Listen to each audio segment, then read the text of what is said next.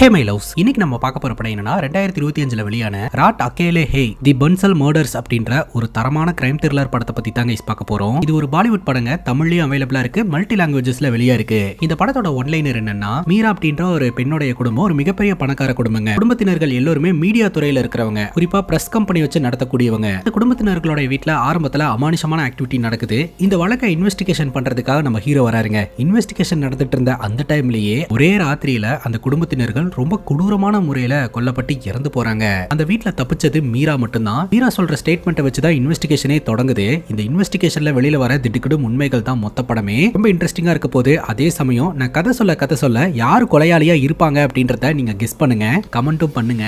இப்போ ஸ்ட்ரைட்டா வீடியோக்குள்ள போயிடலாமா? நீங்க பார்த்துட்டு இருக்கிறது சரண் என்டர்டைன்மெண்ட், நான் தான் சரண். வாங்க வீடியோக்குள்ள போலாம். படத்தோட ஸ்டார்டிங் சீன்ல ஒரு பணக்கார குடும்பத்தை சார்ந்த மீரா அப்படின்ற ஒரு பெண்ணை நம்ம கிட்ட காட்டுறாங்க. மீராவுடைய பையன் இறந்து போய் இன்னைக்கு முதலாம் ஆண்டு நினைவு நாளுங்க. அதற்கான ப்ரிப்பரேஷன்லாம் வீட்ல நடந்துகிட்டு இருக்கும்போது வீட்டுக்கு பேக் சைடுல பயங்கரமா காக்கா கத்துற சத்தம் கேட்க ஆரம்பிக்குது. ரெகுலராவே காக்காய்க்கு சாப்பாடு வைக்கிறது இந்த குடும்பத்தினர்களுக்கு வழக்கமா இருக்குதுங்க. இன்னைக்கு காக்காயோட சத்தம் ரொம்ப அதிகமாவே இருக்குது. இந்த சத்தத்தை கேட்டு மிரண்டு போன மீரா கீழே இறங்கி வராங்க. வீட்ல வேலை பார்க்கக்கூடிய காஜோல் அப்படின்ற வேலைக்கார அக்கா கிட்ட, நீ இன்னும் காக்காய்க்கு சாப்பாடு ரெடி பண்ணவே இல்லையா அப்படிங்கும் போது, ரெடி ஆயிடுச்சு, அவர் வந்தாருன்னா கொடுத்துடலான்னு பார்த்தேன், ஆனா என்னைக்குமே இந்த மாதிரிலாம் காக்கா கத்தாது மேடம், இன்னைக்கு சத்தம் கொஞ்சம் ஜாஸ்தியா தான் இருக்கு அப்படின்னு சொல்ல, மீரா என்னன்னு பாக்குறதுக்காக வீட்டோட பேக் சைடு போறாங்க.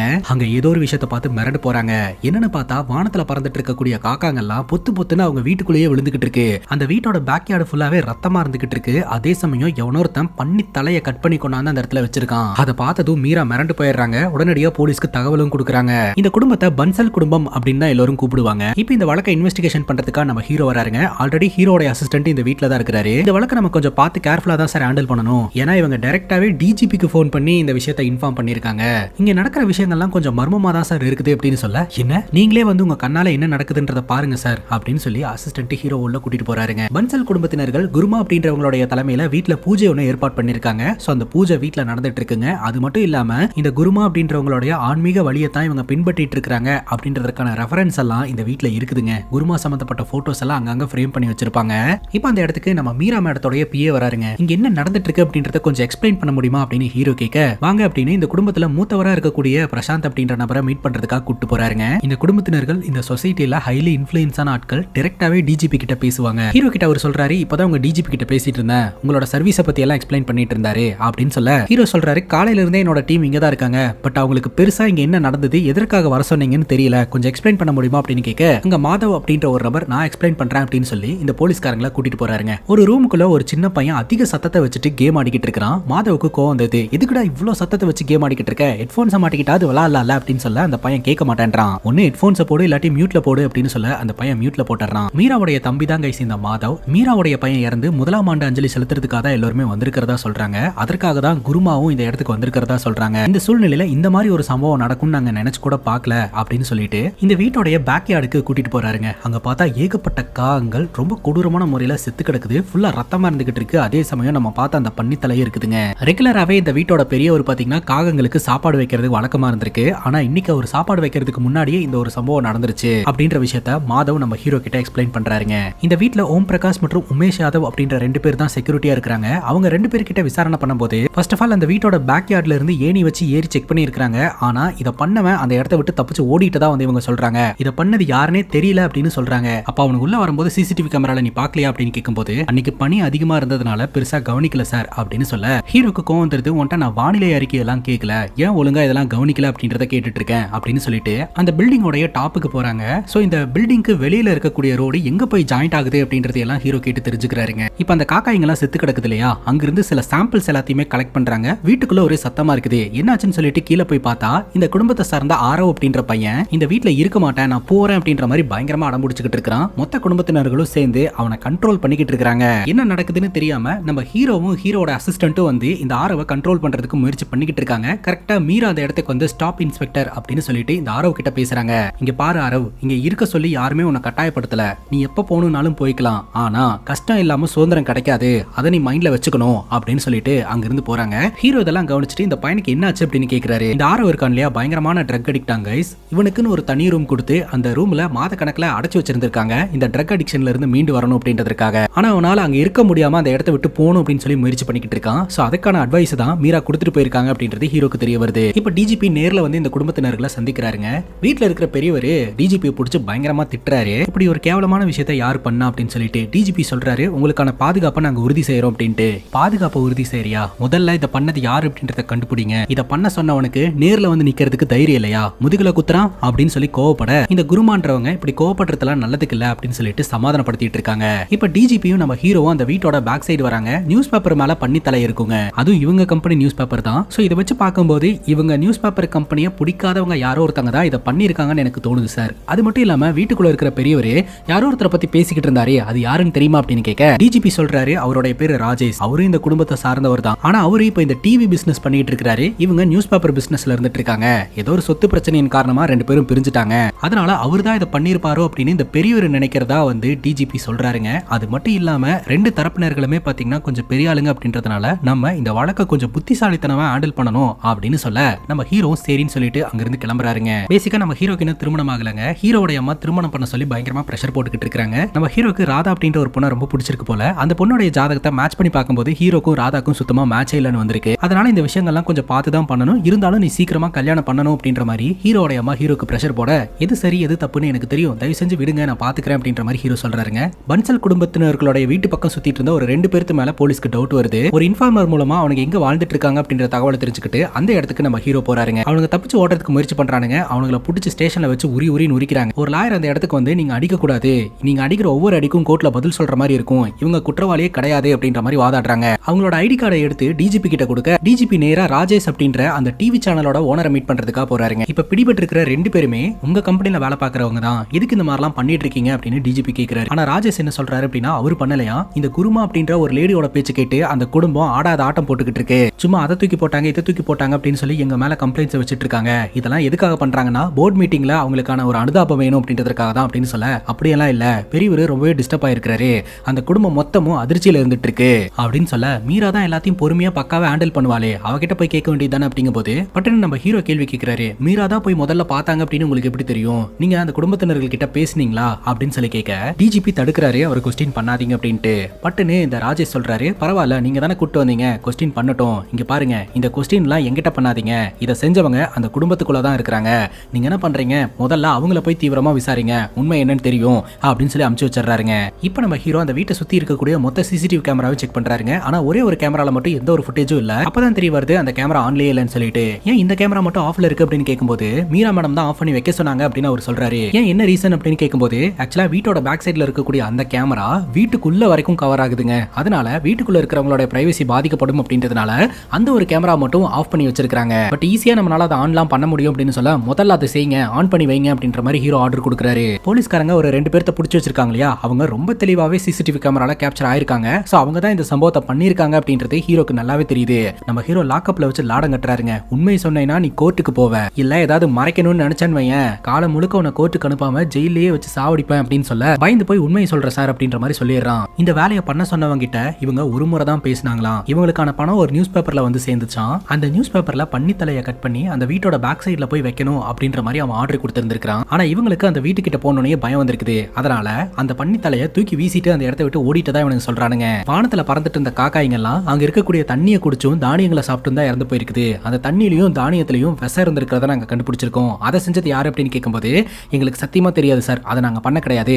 ஆனா நாங்க அந்த இடத்துல இந்த பண்ணி தலையை தூக்கி போடும் போதே அங்க இருக்கக்கூடிய காக்காய்ங்க எல்லாம் ஒரு மாதிரி விசித்திரமா தான் பிஹேவ் பண்ணிட்டு இருந்தது அப்படின்ற மாதிரி இவனுக்கு சொல்றானுங்க. அந்த பசங்களுக்கு சப்போர்ட் பண்றதுக்காக ஒரு லாயர் வந்திருந்தாங்க இல்லையா, அந்த லாயர் கிட்ட இவனுங்க ஜெயிலுக்கு போற வரைக்கும் இவனுங்க கூடயே இருங்க அப்படின்ற மாதிரி சொல்லிட்டு நம்ம ஹீரோ அவரோட அசிஸ்டன்ட் கிட்ட சொல்றாரு, ஒரு நபர் கால் பண்ணி இந்த வேலையை கொடுத்ததா தானே இவனுக்கு சொன்னானுங்க, அந்த நம்பரை ட்ராக் பண்ண முடிஞ்சதா அப்படின்னு கேட்கும்போது ட்ராக் பண்ணா PMPL அப்படின்ற பேர்ல அந்த சிம் ரெஜிஸ்டர் ஆயிருக்குதுன்றது தெரிய வருதுங்க. PMPL அப்படின்றது என்னன்னு பார்த்தா ஒரு கார்ப்பரேட் நிறுவனம். அந்த கார்ப்பரேட் நிறுவனம் பாத்தீங்கன்னா இந்த பன்சல் குடும்பத்துக்கு சொந்தமானது அப்படின்றது தெரிய வருது. இதை வச்சு பார்க்கும்போது இந்த குடும்பத்தை சார்ந்த யாரோ ஒருத்தங்க தான் இதை பண்ண சொல்லி இருக்காங்க அப்படின்றது நமக்கு தெரிய வருதுங்க. நமக்கு என்ன தோணுது அப்படின்னா, இந்த குடும்பத்தில் இருக்கிறவங்கனாலேயே இந்த குடும்பத்தினர்களுக்கு ஆபத்துன்னு தோணுதுங்க. அதைத்தான் நம்ம ஹீரோன்னு நினைக்கிறாரு. அந்த வீட்டோட செக்யூரிட்டிக்கு போனை போட்டு 1 மணி நேரத்துக்கு ஒரு தடவை ஸ்டேஷனுக்கு போன் பண்ணி அப்டேட்ஸை கொடுத்துட்டே இருக்க சொல்லுங்க அப்படின்னு சொல்ல அசிஸ்டன்ட்டும் சரின்னு கேட்டுக்கிறாரு.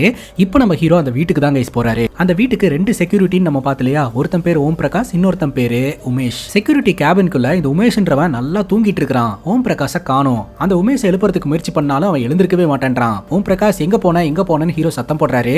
அவனும் வந்த பாடே இல்லைங்க. பார்த்தா அந்த மிரர்ல ஏதோ ஒரு உருவத்தை பார்த்து ஹீரோ மிரண்டு போயிடுறாரு. அந்த உருவம் வேற யாரும் கிடையாது, நம்ம மீரா தான். உடம்பெல்லாம் ரத்தத்தோட நின்னுக்கிட்டு இருக்காங்க. இவங்க இவங்க என்ன பண்ணிட்டு இருக்காங்க அப்படின்னு சொல்லிட்டு மீரா மேடம் உங்களுக்கு என்ன ஆச்சு அப்படின்னு கேட்கும்போது அந்த வீட்டுக்குள்ள யாருமே இல்ல, எல்லாருமே செத்து போயிட்டாங்க அப்படின்னு பதட்டத்துல வளர்றாங்க. என்ன மேடம் ஆச்சு உங்களுக்கு அப்படின்னு கேட்டா சரியா பதில் சொல்ல மாட்டேன்றாங்க. சரி காமா இருங்க அப்படின்னு சொல்லிட்டு அந்த செக்யூரிட்டி ரூமுக்குள்ள கூட்டிட்டு போய் நம்ம மீரா உட்கார வச்சுட்டு இந்த உமேஷ தூக்கத்துல இருந்து எழுப்பி விட்டு இந்த செக்யூரிட்டி கேபின் லாக்லயே இருக்கணும், நான் வர வரைக்கும் மாடத்தை பக்கத்துல இருந்து பாத்துக்கோ அப்படின்னு சொல்லிட்டு நம்ம ஹீரோ கையில கன்னோட அந்த வீட்டுக்குள்ள நுழைய ஆரம்பிக்கிறாருங்க. தக்காளி இங்கிருந்து தான் இந்த படத்தோட கதையை சூடு பிடிக்க ஆரம்பிக்குங்க. இப்போ நம்ம ஹீரோ அந்த வீட்டு கிட்ட போகும்போது கர்லி ஹேரோட ஒரு பொண்ணு டோர் ஓபன் பண்றா. யாரது அப்படின்னு கேட்டு பதட்ட மாட்டேறா. நான் போலீஸ் ஆபீசர் தான், பயப்படாதீங்க, நீங்க தனியா இருக்கீங்களா, உங்க கூட வேற யாராவது இருக்காங்களா அப்படின்னு கேட்கும்போது நானும் ரிஹான் அப்படின்ற சின்ன பையனும் இந்த ரூம்குள்ள இருக்கிறோம், வெளியில ஒரே சத்தமா இருந்தது, மீரா அக்கா எங்க அப்படின்னு கேட்கும்போது அவங்க சேஃபா தான் இருக்காங்க, நீங்க உள்ள போய் கதவை லாக் பண்ணிக்கோங்க, நான் என்னன்னு செக் பண்ணிட்டு வரேன் அப்படின்னு சொல்லிட்டு ஹீரோ அப்படியே அந்த வீட்டுக்குள்ள நடக்க ஆரம்பிக்கிறாருங்க. ஸ்டெப்பு கிட்ட ஒரே ரத்தமா இருக்கு. என்னடான்னு பார்த்தா அந்த செக்யூரிட்டி ஓம் பிரகாஷ் அங்க ரத்த வெள்ளத்துல கிடக்குறான். அவனுக்கு ஆப்போசிட்ல இருக்கக்கூடிய ஒரு பெரிய சைஸ் கண்ணாடி விண்டோ உடைக்கப்பட்ட நிலைமையில இருக்குது. அங்கிருந்து ஹீரோ எட்டி பார்த்தா ஸ்விம்மிங் பூல்குள்ள ஒருத்தன் மிதந்துகிட்டு இருக்கிறான். அவன் வேற யாரும் கிடையாது, அந்த ட்ரக் அடிக்ட் ஆரவுங்க. அதை தொடர்ந்து நம்ம ஹீரோ உள்ள போக ஆரம்பிக்கிறாரு. பார்த்தா அடுத்தடுத்து இந்த குடும்பத்தினர்கள் 3 பேரு கொடூரமான முறையில கொல்லப்பட்டு ரத்த வெள்ளத்துல இறந்து கிடக்குறாங்க. அதை எல்லாத்தையுமே ஹீரோ ஆய்வு செய்யறாரு. உடனடியா டிபார்ட்மெண்ட்டுக்கு இன்ஃபர்மேஷன் கொடுத்து ஃபாரன்சிக் டிபார்ட்மெண்ட் இந்த இடத்துக்கு வர சொல்றாங்க. கொஞ்ச நேரத்திலேயே போலீஸ்காரங்க ஆம்புலன்ஸ்னு சொல்லிட்டு எல்லாருமே இந்த இடத்துக்கு வந்துடுறாங்க. ஒரு டெட் பாடியா எடுத்துட்டு போயிட்டு இருக்காங்க. இதுல இந்த ஓம் பிரகாஷ் அப்படின்ற செக்யூரிட்டி மட்டும் உயிருக்கு இக்கட்டான சூழ்நிலையில இன்னும் உயிரோட தாங்க சேர்ந்துகிட்டு இருக்காரு. அதனால அவருக்கான அவசர சிகிச்சை எல்லாம் அளிக்கப்படுது. இப்ப டிஜிபி அந்த இடத்துக்கு வந்து என்ன நடந்தது அப்படின்ற மாதிரி கேட்க ஹீரோ எல்லாத்தையுமே எக்ஸ்பிளைன் பண்றாருங்க. நேத்து தான் இப்படி ஒரு சம்பவம் நடந்திருக்குது, உங்களை பாதுகாப்பு கொடுக்க சொன்னா நீங்க பாதுகாப்பு கொடுத்தும் இப்படி ஒரு கொலை நடந்திருக்குன்னா நீங்க என்ன வேலை பாக்குறீங்க அப்படின்னு டிஜிபி நம்ம ஹீரோ பிடிச்சு பயங்கரமா திட்டுறாருங்க. இது எங்க போய் முடிய போகுதுன்னு தெரியல அப்படின்னு சொல்லிட்டு டிஜிபி அங்க இருந்து கிளம்புறாரு. அந்த இடத்துக்கு குருமா அப்படின்ற அந்த ஆன்மீகவாதி வராங்க. அழுதுகிட்டு உட்கார்ந்துகிட்டு இருக்கக்கூடிய மீராக்கு ஆறுதலா இருக்காங்க. இதை நம்ம ஹீரோ கவனிக்கிறாருங்க. நான் ஒன்லைனர் சொல்லும் போதே சொல்லியிருந்தேன்ல, இந்த கொலைகளை எல்லாம் யார் பண்ணிருப்பான்னு உங்களுக்கு யார் மேல டவுட் இருக்குன்னு கெஸ் பண்ணி கமெண்ட்ல சொல்லுங்கன்னு. சோ இந்த மூமெண்ட்ல இருந்து நீங்க கெஸ் பண்ண ஆரம்பிச்சிருங்க. உங்க கெஸ்ஸிங் கரெக்டா இருக்கா அப்படின்றத செக் பண்ணலாம். இப்ப ஃபாரன்சிக் ஹெட் அந்த இடத்துக்கு வந்திருக்காங்க. அவங்களுடைய பேரு டாக்டர் பணிக்கர். நம்ம ஹீரோவுடைய உயரதிகாரி தான் ஃபர்ஸ்ட் அவங்க கிட்ட போயிட்டு நான் உங்க கிட்ட எல்லாத்தையும் எக்ஸ்பிளைன் பண்றேன், எங்க கூட வாங்க அப்படின்னு சொல்லும்போது நீங்க வேண்டாம், முதல்ல இந்த சம்பவத்தை எல்லாம் பார்த்தார் இல்லையா, அந்த அதிகாரி தான் எனக்கு வேணும் அப்படின்னு சொல்ல நம்ம ஹீரோவை கூப்பிட்டு விட்டுறாங்க. நம்ம ஹீரோ வந்து இன்ட்ரோடியூஸ் ஆகுறாருங்க. பணிக்கர் இந்த இடத்தை பார்த்துட்டு இங்க இத்தனை பேர் இருக்காங்க, ஒரு எவிடன்ஸை கலெக்ட் பண்றது அப்படின்றது ரொம்ப சென்சிட்டிவான விஷயம், எனக்கு தெரிஞ்ச இந்நேரம் எவிடன்ஸ் எல்லாம் கொலாப்ஸ் ஆயிருக்கும் அப்படின்னு சொல்ல ஒரு எவிடன்ஸை எப்படி பாதுகாக்கணும்னு எங்களுக்கும் தெரியும் மேடம், ஃபேமிலி ஆட்களை கிரைம் சீன் பக்கமே விடல அப்படின்னு சொல்லிக்கிட்டு இருக்கும்போது இந்த குருமா இருக்காங்க இல்லையா, இந்த குடும்பத்துல உயிரோட இருக்கக்கூடிய மீரா, ஆஸ்தா, ரேஹன் அப்படின்ற சின்ன பையன், இவங்க 3 பேர்த்தையுமே கார்ல ஏத்திட்டு அங்க இருந்து கூட்டிட்டு போறதுக்காக பாக்குறாங்க. டாக்டர் பணிக்கர் போய் தடுக்கிறாங்க. இவங்களை இந்த இடத்துல இருந்து கூட்டிட்டு போய் தான் ஆகணும் அப்படின்னு சொல்லிட்டு குருமா சொல்றாங்க. இங்க நடந்த இன்சிடென்ட்ல ஆல்ரெடி இவங்க அதிர்ச்சியில இருக்காங்க, பயத்தோட உச்சகட்டத்துல இருக்காங்க, இவங்க இங்க இருக்கணுமா, கூட்டிட்டு போறேனே அப்படிங்கும் போது மீராவுடைய ட்ரெஸ்ல எல்லாம் பிளட் ஸ்டெயின்ஸ் இருக்குது, அதனால எனக்கு அவங்களோட ட்ரெஸ் வேணும், ஃபாரன்சிக் டிபார்ட்மெண்ட்டுக்கு எவிடன்ஸ் அப்படின்றது ரொம்ப முக்கியம் அப்படின்னு சொல்ல அவங்களும் சரின்ட்டு அந்த ட்ரெஸ்ஸை கொடுத்துறாங்க. ஃபாரன்சிக் ஹெட்டான டாக்டர் பணிக்கரோடைய தலைமையில அந்த வீட்டை கம்ப்ளீட்டா ஆய்வு செய்யறாங்க. அந்த வீடு முழுக்க இருக்கக்கூடிய எவிடன்ஸ் எல்லாத்தையுமே சேகரிக்க ஆரம்பிக்கிறாங்க. சிட்டி முழுக்க ஹார்ட் ஆஃப் த டாபிக்கா இருந்துட்டு இருக்குதுங்க. இந்த நியூஸை பத்தி தான் எல்லா நியூஸ் சேனல்ஸ்லயும் பேச ஆரம்பிக்கிறாங்க. இப்போ நம்ம ஹீரோ வீட்டுல உட்காந்து நியூஸை பார்த்துட்டு இருக்காருங்க. அந்த நேரம் பார்த்து வீட்டுக்கு ராதா வந்திருக்காங்க. ராதாவை பார்த்த உடனே நம்ம ஹீரோட அம்மா கண்டுபிடிச்சிடுறாங்க. சோ இவ தானே அது, இவளோட ஜாதகத்தை தானே நீ மேட்ச் பண்ணி பார்த்த அப்படின்ட்டு, வாமா நான் சாப்பாடெல்லாம் செஞ்சு வச்சிருக்கேன் சாப்பிடுவியாமா அப்படின்னு சொல்ல சாப்பிடறதுக்கு அம்மா வந்திருக்கா அப்படிங்கும் போது சரி காஃபியாவது குடிச்சிட்டு போட்டும் அப்படின்ற மாதிரி சொல்லிட்டு ராதாவை வீட்டுக்குள்ள கூப்பிடுறாங்க. பேசிக்கா ராதாவை இவர்தாங்க படிக்க வச்சுக்கிட்டு இருக்காரு. நானே உனக்கு கால் பண்ணலான்னு தான் இருந்தேன், பட் கால் பண்ண முடியாத ஒரு சிச்சுவேஷன்ல இருந்தேன் அப்படிங்கும் போது தெரியும் நானே டிவில பார்த்து எல்லாத்தையும் தெரிஞ்சுக்கிட்டேன் அப்படின்னு சொல்றாங்க. சரி வா உன்னை டிராப் பண்ணிடுறேன் அப்படின்னு சொல்ல இல்ல நேரம் ஆயிடுச்சு, இன்னைக்கு என்னால கிளாஸுக்கு போக முடியாது அப்படின்னு சொல்லிட்டு ராதா ஹீரோட அம்மா கூட டைம் ஸ்பெண்ட் பண்ண ஆரம்பிக்கிறாங்க. ஹீரோ அங்க இருந்து கிளம்புறாருங்க. இப்ப மீரா உட்கார வச்சு டீடைல்டா நேத்து ராத்திரி என்ன நடந்தது அப்படின்றத போலீஸ்காரங்க விசாரணை பண்ண ஆரம்பிக்கிறாங்க. அப்ப மீரா என்ன சொல்றாங்கன்னா, ராத்திரி ஒரு 10-10:30 மணி இருக்கும், எனக்கு சரியா தெரியல, அப்ப நான் வாஷ்ரூம்ல இருக்கும்போது வெளியில சத்தம் கேட்டுச்சு, என்னோட டோரை யாரோ ஒருத்தங்க ஓபன் பண்றதுக்கு முயற்சி பண்ண மாதிரி இருந்தது, மேபி அது என்னோட மன பிரம்மையா இருக்கும்னு சொல்லிட்டு நான் விட்டுட்டேன். எப்போதுமே தூங்குறதுக்கு முன்னாடி யோகா எல்லாம் பண்ணிட்டு தான் தூங்குவேன். அப்படி யோகா பண்ணிட்டு இருக்கும்போது வெளியில பயங்கரமா சத்தம் கேட்டுச்சு, அதுவும் அலறல் சத்தம் மாதிரி கேட்டுச்சு. உடனே டோர் ஓபன் பண்ணிட்டு வெளியில வந்து பார்த்தா பக்கத்துல இருந்த சித்தப்பா ரூம்ல இருந்து வெளியில வந்தாரு. உடம்பெல்லாம் ரத்தமா இருந்தது, ரத்த வெள்ளத்துல அப்படியே கீழே விழுந்தாரு. என்னாச்சு சித்தப்பா, இங்க என்ன நடக்குது அப்படின்னு கேட்டுக்கிட்டு இருக்கும் போதே ஆரவ் அந்த ரூம்குள்ள இருந்து வெளியில வந்தான். கையில கத்திய வச்சிருந்தான். எல்லாரும் எங்க போனீங்கன்னு சத்தம் போட ஆரம்பிச்சான். நான் அவனை பார்த்து பயந்து அந்த இடத்துல இருந்து நகர ஆரம்பிச்சேன். என்ன கொண்டாத, என்ன விட்டுன்னு கெஞ்ச ஆரம்பிச்சேன். அப்ப கரெக்டா என் பின்னாடி ஓம் பிரகாஷ் அப்படின்ற வீட்டோட செக்யூரிட்டி வந்தாரு. ஆரவ் என்ன கொல்றதுக்காக வரும்போது கத்தி ஓம் பிரகாஷ் மேல பட்டுருச்சு. அந்த கேப்ல நான் அந்த இடத்துல இருந்து தப்பிச்சு ஓடிட்டேன். ஆரவ் ஓம் பிரகாஷ் வெட்டும் போது ஓம் பிரகாஷோட ரத்தம் தெரிச்சுது. அந்த ரத்தம் தான் என்னோட ட்ரெஸ் எல்லாம் ஆச்சு. கீழே ஓடி வரும்போது தான் அந்த கர்லி ஹேர் பொண்ணான ஆஸ்தா என்னக்கா நடந்துட்டு இருக்குது, உங்க மேல எல்லாம் என்ன ரத்தமா இருக்கு அப்படின்னு கேட்கும்போது தயவு செஞ்சு நான் சொல்றது கேளு, இங்க வா அப்படின்னு சொல்லிட்டு 2 பேருமே அங்க இருக்கக்கூடிய ரூம்குள்ள போய் டோரை லாக் பண்ணிட்டாங்க. சோ அந்த ரூம்குள்ள தான் ரஹான் அப்படின்ற அந்த சின்ன பையனும் இருந்திருக்கான். நீங்க 2 பேரும் நான் சொல்ற வரைக்கும் இங்கேயே இருங்க, நான் போய் செக்யூரிட்டியை கூட்டிட்டு வந்துடுறேன் அப்படின்னு சொல்லிட்டு அந்த இடத்தை விட்டு மீரா வெளியில வந்திருக்காங்க. அப்படி வெளியில வரும்போது மாடியில இருந்து நடக்குது. இந்த ஆரவ் ஸ்விம்மிங் பூல்குள்ள விழுந்து இறந்து போயிருந்திருக்கான். அதுக்கப்புறம் தான் அதிர்ச்சியோட அந்த செக்யூரிட்டி ரூம் கிட்ட மீரா வந்து நின்று இருந்திருக்காங்க. ஆரவ் தான் இந்த குடும்பத்தினர்களை கொன்னா அப்படின்னு மீரா ஸ்டேட்மெண்ட் கொடுக்குறாங்க. கடைசியில ஆரவும் பாத்தீங்கன்னா மாடியில இருந்து கீழே விழுந்து இறந்து போயிருந்திருக்கான். இப்ப கிரைம் சீன்ல எடுக்கப்பட்ட போட்டோஸ், அந்த வெட்டுக்காயங்களை எல்லாம் வச்சு டாக்டர் பணிக்கர் ஒரு எக்ஸ்பிளனேஷனை கொடுக்குறாங்க. இந்த வெட்டுக்காயங்களை பார்க்கும்போது கில்லர் ரொம்ப கோவத்தோட இருந்திருக்கான் அப்படின்றது தெரிய வருது. பழிவாங்குற நோக்கத்தோட தான் ரொம்ப கோவத்தோட வெட்டி இருக்கான் அப்படின்றதும் தெரிய வருது. இதெல்லாம் செஞ்சது ஆரவ் தான் அப்படின்னு மீரா ஸ்டேட்மெண்ட் கொடுத்தாங்க. ஆரவ் ஸ்விம்மிங் பூல்குள்ள செத்து கிடந்தான். அவன் செத்து கிடந்த இடத்துல ஒரு கத்தி ஒண்ணு கைப்பற்றப்பட்டுச்சு. அந்த கத்தி தான் கொலைகளுக்கு பயன்படுத்தப்பட்ட கத்தி அப்படின்றத உறுதி செஞ்சிருக்கிறோம். அது மட்டும் இல்லாம எல்லாரையுமே ஒரே மாதிரி வெட்ட கிடையாது, ஒருத்தங்களையும் ஒரு மாதிரி வெட்டி கொலை பண்ணிருக்காங்க அப்படின்ற மாதிரி பணிக்கர் ரிப்போர்ட்டை கொடுக்குறாங்க. ஆரவ் தான் கில்லர் அப்படின்ற ஆங்கிள் இந்த கேஸ் நகர ஆரம்பிக்குது. ஆனா ஹீரோக்கு இந்த வழக்குல ஏதோ ஒரு டவுட் இருக்குதுங்க. பட்டுன்னு ஹீரோ கேள்வி கேட்கிறாரு, கிரைம் சீன்ல எடுக்கப்பட்ட அந்த கத்தியில ஆரவோட ஃபிங்கர் பிரிண்ட் இருந்தது அப்படின்ட்டு. பட்டுன்னு டாக்டர் பணிக்கர் சொல்றாங்க, ஆக்சுவலா அந்த கத்தி தண்ணியில ஊர்னதுனால ஃபிங்கர் பிரிண்ட் எல்லாம் அழிஞ்சு போயிடுச்சு அப்படின்ட்டு. இன்னொரு அதிகாரி சொல்றாரு, ஆக்சுவலா எனக்கு ஆரவ் மேல தான் டவுட் இருக்கு. ஏன்னா முறையா நாங்க வீட்டுக்கு போகும்போது இந்த ஆரவ் அந்த வீட்ல இருந்து போறான் அப்படின்னு சொல்லிட்டு இருந்தான். ஒட்டுமொத்த குடும்பமும் அவனை தடுத்து நிப்பாட்டுறதுக்கு முயற்சி பண்ணிக்கிட்டு இருந்தது. அவன் ரொம்ப ஆக்ரோஷமா பிஹேவ் பண்ணிக்கிட்டு இருந்தான். அது மட்டும் இல்லாம அப்படின்னு ஆரம்பிச்சு அப்படி நிப்பாட்டிடுறாரு. என்ன மேல சொல்லுங்க அப்படின்னு டிஜிபி கேட்க, இல்ல அவன் போதைப் பொருள் அடிக்ட் அப்படின்னு சொன்னாங்க, போதைப் பொருள்லாம் யூஸ் பண்ணுவான்னு சொன்னாங்க. அப்படிங்கும் போது டாக்டர் பணிக்கர் சொல்றாங்க, இறந்து போன ஆரவோட மூக்குல இருந்தோ நாங்க பவுடர்ஸ் எல்லாம் கலெக்ட் பண்ணிருக்கோம், அது ட்ரக் தான் அப்படின்றதையும் கன்ஃபார்ம் பண்ணிருக்கோம் அப்படின்றதையும் சொல்றாங்க. இதை ஏன் டாக்டர் பணிக்கர் முன்னாடியே சொல்லலன்னா, அது என்ன மாதிரியான போதைப் பொருள் அப்படின்றத வெரிஃபை பண்றதுக்காக லேபுக்கு அனுப்பியிருக்காங்க. சோ ரிசல்ட் வந்ததுக்கு அப்புறம் தான் தெரியும் அப்படின்றதுனால அந்த பாயிண்ட சொல்லாம விட்டுருக்காங்க. டிஜிபி ஒரு கன்க்ளூஷனுக்கு வராரு, ஆக்சுவலா இந்த ஆரவ் வந்து போதைப் பொருளுக்கு அடிமையானவன். போதைப் பொருள்ல இருந்து அவனை மீட்கணும் அப்படின்றதுக்காக அவனை அந்த வீட்டுல அடைச்சு வச்சிருந்திருக்காங்க. அவனால அதை கண்ட்ரோல் பண்ண முடியாம போதைப் பொருளை எடுத்து போதையிலேயே இந்த குடும்பத்தினர்களை வெட்டி சாச்சிருக்கான் அப்படின்னு சொல்றாருங்க. ஹீரோட உயரதிகாரி சொல்றாரு, அவ்வளவுதான் சார் கேஸை க்ளோஸ் பண்ணலாம் அப்படின்ட்டு. பட்டுன்னு இந்த டிஜிபி நம்ம ஹீரோ பார்த்து, உன்னோட கருத்து என்ன ஜட்டேல் அப்படின்னு கேட்க, ஹீரோ சொல்றாரு, எனக்கு என்னமோ செத்து போனவங்க யாருமே சுயநனவுல இறந்து போன மாதிரி தெரியல. ஏன்னா எல்லாருமே அவங்கவங்க ரூமுக்குள்ள கம்ஃபர்டான சூழ்நிலையில இருக்கும் போதுதான் கொல்லப்பட்டு இறந்து போயிருக்காங்க. அவங்க தப்பிக்கிறதுக்கோ எதிர்த்து சண்டை போடுறதுக்கோ முயற்சி பண்ணவே கிடையாது. அது மட்டும் இல்லாம இந்த குடும்பத்தினர்கள் இப்படிதான் சாவ போறாங்க அப்படின்னு முன்கூட்டியே நம்ம கிட்ட படம் போட்டு காட்டின மாதிரி இருந்தது. அந்த பன்னித்தலையும் காக்காய்ங்க எல்லாம் செத்து விழுந்ததும் இந்த குடும்பத்தினர்கள்லாம் சாவறதுக்கு முன்னாடி, சாவடிக்கிறதுக்கு முன்னாடி அவங்களுக்கெல்லாம் போதைப் பொருள் கொடுக்கப்பட்டிருக்குமோன்னு எனக்கு தோணுது அப்படின்னு ஹீரோ சொல்றாருங்க. டாக்டர் பணிக்கர் இருக்காங்க இல்லையா, அவங்களுக்கு முன்னாடி நடந்த இன்சிடென்ட் பத்தி எதுவும் தெரியாது. என்ன ஏதுன்னு கேட்கும்போது டிஜிபி எக்ஸ்பிளைன் பண்ண சொல்றாரு. இவங்க எக்ஸ்பிளைன் பண்றாங்க, சரி அந்த கிரைம் சீன்ல இருந்து ஏதாவது சாம்பிள்ஸ் கலெக்ட் பண்ணி டெஸ்ட் பண்ணீங்களா அப்படின்னு கேட்கும்போது, அதற்கான ரிசல்ட் இப்பதான் வந்திருக்குது, இதை பாருங்க அப்படின்னு சொல்லிட்டு அந்த காக்காய்ங்க எல்லாம் குடிச்சது இல்லையா, அந்த தண்ணியில ஏதோ ஒரு கெமிக்கல் கலந்திருக்கிறதா தெரிய வருதுங்க. ஆக்சுவலா இதெல்லாம் ஹீரோ முன்னாடியே கெஸ் பண்ணி கண்டுபிடிச்சிட்டாரு. இப்ப அபிஷியலா ரிப்போர்ட்டோட வந்திருக்குதுங்க. இப்ப இந்த வழக்குல நம்ம ஹீரோ என்ன சொல்றாருன்னா, போதைப் பொருளை யூஸ் பண்ணிட்டு இருக்கக்கூடிய ஆரவ் போதையில இந்த சம்பவத்தை எல்லாம் பண்ணான்னு நீங்க சொல்றீங்க. போதையில இருக்கக்கூடிய ஒருத்தனால இவ்வளவு துல்லியமா பிளான் பண்ணி எல்லாம் இந்த சம்பவத்தை பண்ண முடியாது. இதுல வேற என்னவோன்னு இருக்குது சார், அது என்னன்றத கொஞ்சம் டீப்பா இன்வெஸ்டிகேஷன் பண்ணணும் அப்படின்னு ஹீரோ சொல்றாரு. இப்ப டிஜிபி வெளியில வந்து மீடியாக்காரங்க கிட்ட எல்லாம் பேசிடுறாரு. பத்திரிகை துறையில செல்வாக்கு மிக்க ஒரு ஆளா இருந்தவங்க தான் இவங்க எல்லாம். இந்த குடும்பத்தினர்கள் இந்த மாதிரி இறந்து போனது ரொம்பவே பெயின்ஃபுல்லா இருக்குது. இந்த நியூஸை நீங்க ஒரு அனுதாபத்தோட எடுத்துட்டு போங்க, எங்களையும் வேலை செய்ய விடுங்க, சீக்கிரமா இதுக்கு பின்னாடி இருக்கக்கூடிய மர்மத்தை நாங்க கண்டுபிடிச்சிருவோம் அப்படின்ற மாதிரி சொல்றாங்க. அந்த இடத்துல நின்னுட்டு இருக்கக்கூடிய ஹீரோட வேற அதிகாரி ஹீரோவை பார்த்து முறைக்கிறாருங்க. ஆரோ தான் கில்லர் அப்படின்னு சொல்லி அவர் க்ளோஸ் பண்ண சொன்னார் இல்லையா, நம்ம ஹீரோடைய டவுட்னால தான் இந்த கேஸ் பாத்தீங்கன்னா அடுத்த கட்டத்துக்கு மறுபடியும் மூவ் ஆகுது. நம்ம ஹீரோ அந்த வீட்டுக்கு போகும்போது செக்யூரிட்டி கேபின்ல உமேஷ் தூங்கிட்டு இருந்தான் இல்லையா, அவனை இப்ப விசாரணை பண்ண ஆரம்பிக்கிறாங்க. அவனோட வெர்ஷன்ல ஒரு 6:30 மணிக்கெல்லாம் பாத்தீங்கன்னா இந்த வீட்டுல வேலை பார்க்குற வேலைக்காரங்க, சமையல்காரங்க, தோட்டக்காரங்க அப்படின்னு சொல்லிட்டு எல்லாருமே கிளம்பி போயிட்டாங்க. கடைசியா உமேஷும் ஓம் பிரகாஷும் தான் அந்த செக்யூரிட்டி கேபின்ல இருந்திருக்காங்க. நான் ஒரு ரவுண்ட்ஸ் போயிட்டு வந்துடுறேன் அப்படின்னு சொல்லிட்டு ஓம் பிரகாஷ் உள்ள போயிருந்திருக்காரு. அப்போ உமேஷ் பாத்தீங்கன்னா படம் பார்த்துட்டு இருந்தவர் தன் அறியாமே தூங்க ஆரம்பிச்சிட்டாருங்க. அதுக்கப்புறம் தான் நம்ம ஹீரோ வந்து எழுப்பி இந்த சம்பவம் எல்லாம் அவருக்கு தெரிய வந்திருக்குது. ஓம் பிரகாஷ் இன்னும் உயிரோட தாங்க இருக்கிறாரு, பட் பேசுற நிலைமையில இல்ல. ஹாஸ்பிட்டல்ல அவருக்கான அவசர சிகிச்சை நடந்துட்டு இருக்கு. இந்த ஒரு சூழ்நிலையில நம்ம ஹீரோக்கு ஒரு போன் கால் வருது. அடிச்சு புடிச்சு ஸ்டேஷனுக்கு போய் பார்த்தா ஒரு 2 பேர்த்த போலீஸ்காரங்க புடிச்சு வச்சிருந்தாங்க இல்லையா, இந்த காக்கா செத்து போன வழக்குல அவனுங்களை புடிச்சு இந்த உயர் அதிகாரி அடி நடிச்சிருந்திருக்காருங்க. உண்மைகளை சொன்னதுக்கு அப்புறமும் ஏன் சார் எங்களை போட்டு அடிக்கிறீங்க அப்படின்னு கேட்கும்போது, உங்களை அடிக்க சொல்லி யாரா சொன்னா அப்படின்னு சொல்லி பார்த்தா அந்த இடத்துக்கு இந்த உயர் அதிகாரி வராரு.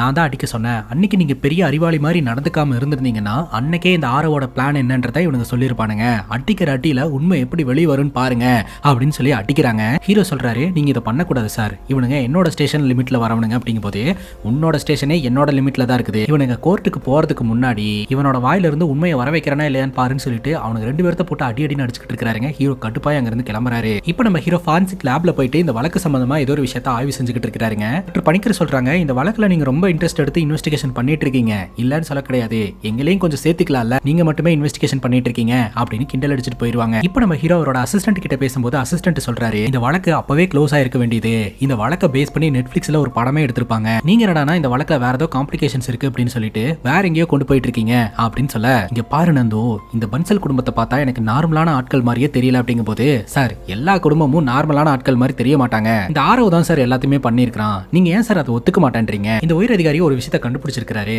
அந்த சிம் கார்டு இந்த பன்சல் குடும்பத்துக்கு சொந்தமான ஒரு கார்ப்பரேட் கம்பெனியோட நேம்ல இருந்ததுன்னு நம்ம பார்த்தோம் இல்லையா, அந்த சிம் கார்டை யூஸ் பண்ணது இந்த ஆரவ் தான் அப்படின்றத கண்டுபிடிச்சிருக்காரு. ஆரவோட ரூமுக்குள்ள 2 போன் கிடைச்சது. அதுல ஒரு போன்ல இந்த சிம் கார்டு இருந்துச்சு சார் அப்படின்னு சொல்ல, இந்த போனுக்கு பேக் சைடுல என்னவோ ஒன்று ஒட்டி இருக்கு அப்படின்னு சொல்லிட்டு அந்த ஸ்டிக்கரை நம்ம ஹீரோ ஆய்வு செய்ய ஆரம்பிக்கிறாரு. லண்டன் ஸ்கூல் ஆஃப் எக்கனாமிக்ஸ் அப்படின்ற மாதிரி போட்டிருக்கோம். பட்டுன்னு அசிஸ்டன்ட் சொல்றாரு, சார் இது ஒரு பெரிய கேஸ், தயவு செஞ்சு இந்த கேஸ்ல இருந்து கொஞ்சம் தள்ளியே இருங்க அப்படின்னு சொல்ல ஹீரோ அங்க இருந்து கிளம்புறாருங்க. ஆக்சுவலா உயர் அதிகாரி சீக்கிரமா இந்த கேஸை க்ளோஸ் பண்ணணும்னு நினைக்கிறாருங்க. இந்த உயர் அதிகாரி அந்த 2 பசங்களையும் கஸ்டடியில வச்சு அடி அடின்னு அடிச்சுக்கிட்டு இருந்தார் இல்லையா, இதை பத்தி அந்த ராஜேஷ் அப்படின்றவர் டிவி சேனல்ல பேச ஆரம்பிக்கிறாருங்க. இதை ஒரு சான்ஸா பயன்படுத்தி அந்த வழக்கறிஞர்களும் ஆளுங்களை எல்லாம் கூட்டிட்டு வந்து போராட்டம் பண்ண ஆரம்பிக்கிறாங்க. போலீஸ்காரங்க விசாரிக்கிறன்ற பேர்ல அந்த 2 பசங்களையும் பயங்கரமா துன்புறுத்துறாங்க. இது மனித உரிமை ஆணையத்துக்கு எதிரானது அப்படின்ற மாதிரி பிரச்சனை எல்லாம் பண்ண ஆரம்பிக்கிறாங்க. டிஜிபி இந்த உயர் அதிகாரியை கூப்பிட்டு விசாரணை பண்ணா உயர் அதிகாரி என்ன சொல்றாருன்னா, அவனுங்க ஸ்டேட்மெண்ட்டை மாத்தி மாத்தி சொல்லிக்கிட்டு இருக்கானுங்க சார், அதனாலதான் அவனுங்களை அடிச்சு விசாரிக்க வேண்டியதா போச்சு அப்படிங்கும்போது, அவனுங்க மாத்தி மாத்தி சொல்றானுங்களா இல்ல நீங்க மாத்தி மாத்தி சொல்ல வைக்கிறீங்களா அப்படின்னு கேட்கிறாருங்க. மொத்த வழக்கையும் வேற பக்கம் திருப்பி வச்சிருக்கீங்க அப்படிங்கும்போது இந்த உயர் அதிகாரி சொல்றாரு, இல்ல சார் வழக்கு அப்பவே முடிஞ்சது அப்படின்ட்டு, பொதுமக்களோட கருத்தெல்லாம் நீங்க கவனிக்கவே மாட்டீங்களா, எஸ்பி ஆபீஸ் முன்னாடி பேரிகார்டு போற லெவலுக்கு பண்ணி வச்சிருக்கீங்க,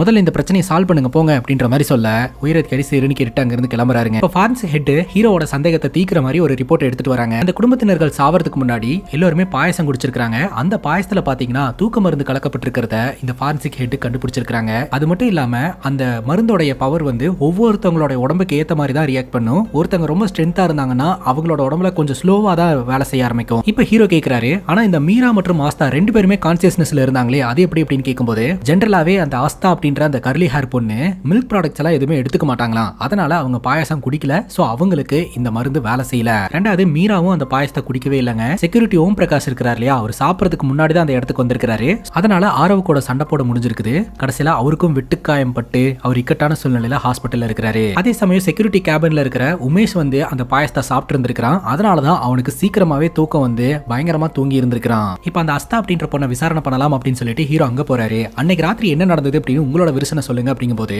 எல்லாருமே ஆரவ பத்தி சொல்லிட்டு இருக்காங்க இல்லையா, ஆரவ் வந்து ரொம்ப நாளாவே ட்ரக் அடிக்டா இருந்திருக்கான், அவனை அதுல இருந்து மீட்டணும் அப்படின்னு சொல்லிட்டு குடும்பத்தினர்கள் ரொம்பவே முயற்சி பண்ணிருக்காங்க, அதனால அவன் எப்போதுமே ஆக்ரோஷமா பிஹேவ் பண்ணிக்கிட்டு இருப்பான். அன்னைக்கு நீங்க வந்தப்பவே பாத்தீங்கல்ல, ஆனா அன்னைக்கு ராத்திரி இந்த சம்பவம் எல்லாம் பண்றதுக்கு முன்னாடி நானு அவன் அப்புறம் வீட்டுல இருக்கிற சின்ன பையனான ரேஹன் எல்லாருமே ஜாலியா வீடியோ கேம்ஸ் எல்லாம் விளையாடிட்டு இருந்தோம், அப்பெல்லாம் அவன் நார்மலா தான் இருந்தான் அப்படின்ற மாதிரி ஆஸ்தா சொல்றாங்க.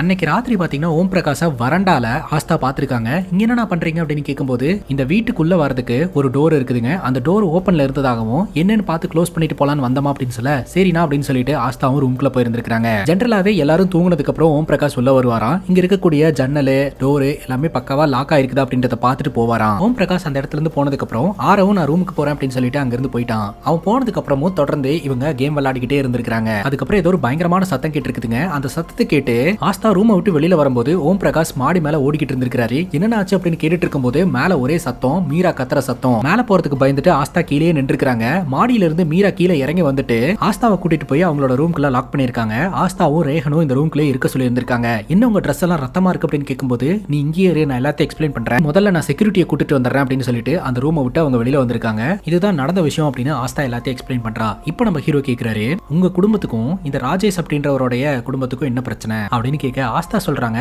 ராஜேஷ் அங்கிள்னாலலாம் எங்க குடும்பத்துக்கு எந்த பிரச்சனையும் கிடையாது. ஆக்சுவலா இந்த குடும்பம் கடன் பிரச்சனையில இருந்தது. மீரா அவங்க பையன் இறந்ததுக்கு அப்புறம் அந்த கடன் பிரச்சனை எல்லாத்தையுமே சால்வ் பண்ணிட்டாங்க. மீராவோட பையன் இறந்ததுக்கு அப்புறம் மீராவோட நடவடிக்கைகள்ல நிறைய மாற்றம் இருந்தது. அவங்களோட நிலைமையை பார்க்கும்போது அப்பப்ப எனக்கு கஷ்டமா இருக்கும் அப்படின்னு சொல்ல, நான் நினைச்சா மீரா தான் இந்த கொலைகள்லாம் பண்ணாங்க அப்படின்னு கூட ரிப்போர்ட் ரெடி பண்ண முடியும். எனக்கு தேவை உண்மை, தயவு செஞ்சு உனக்கு தெரிஞ்ச எல்லா விஷயத்தையுமே சொல்லிரு அப்படின்னு சொல்ல, ஆஸ்தாக்கு பாத்தீங்கன்னா இந்த குருமா மேலதான் டவுட் இருக்கான். அவங்க வந்து ஆன்மீகவாதி எல்லாம் கிடையாது, அவங்க ஃபேக் பண்ணிக்கிட்டு இருக்காங்க, அவங்களுக்கு பவர் தேவைப்படுது, அதுக்காக மீராவை பயன்படுத்திக்கிறாங்க.